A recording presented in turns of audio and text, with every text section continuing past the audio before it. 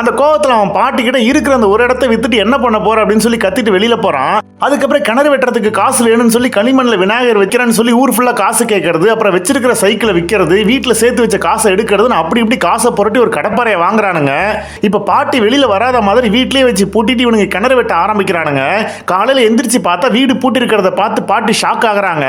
அப்புறம் ஓட்ட உடைச்சு அவனுங்களை பார்த்துட்டே இப்படி பண்ணாதீங்க அப்படின்னு சொல்லி கத்தி கத்தி டயர்டாகி அப்படியே அங்க இருக்கிற கட்டில விழுந்துடுறாங்க. அதே நேரம் இவனுங்களும் குளிய தோண்டி டயர்ட் ஆயிடுறானுங்க. இப்ப தண்ணி தாக அடிக்குது. உடனே பெத்தண்ணா தண்ணி எடுத்துட்டு வரதுக்காக வீட்டுக்குள்ள வந்தவனுக்கு ஷாக் ஆகுது. என்னன்னு பார்த்தா ஜன்னல்ல இருந்து அவன் அன்னைக்கு நைட்டு ஃபுல்லா பார்த்துட்டு இருந்தான்ல, இப்ப அங்க இருந்து பார்க்கும்போது பாத்தீங்கன்னா அவனுக்கு வேற இடத்துல தோண்டிட்டு இருக்கானுங்கன்னு தெரிய வருது. உடனே ஓடி போய் ஃப்ரெண்ட்ஸ் கிட்ட டேய் பாட்டி குச்சியை மாத்தி வச்சு சதி பண்ணிடுச்சுரா அப்படின்னு சொல்றான். அதுக்கு அவனுங்க அதனால என்ன இதையும் தோண்டி பார்ப்போமே அப்படின்னு சொல்றானுங்க. இப்ப தண்ணி எடுக்கிறதுக்காக நம்மால வீட்டுக்குள்ள வந்து பார்த்தா பாட்டி பேச்சு மூச்சு இல்லாம கிடக்குறாங்க. அதை பார்த்தோன்னே பெத்தண்ணா அழ ஆரம்பிக்கிறான். இப்ப அங்க வந்த ஃப்ரெண்ட்ஸ் எல்லாம் இதை இப்படியே விட்டா பாட்டியை பெத்தனா தான் கொண்டுட்டா அப்படின்னு சொல்லி ஊர்ல பேசுவாங்கன்னு சொல்லி இவனுங்க தோண்டின குழியிலேயே பாட்டியை புதைச்சிடலாம் அப்படின்னு பிளான் போட்டு பாட்டியை கொண்டு போய் அந்த குழியில போடுறானுங்க. அந்த நேரம் பார்த்தா அவனுங்க தோண்டின குழியில இருந்து ஊத்து வர ஆரம்பிக்குது. ஆனா பாட்டி சாகல, ஏன்னா அவங்க மயக்கத்துல தான் இருந்திருப்பாங்க.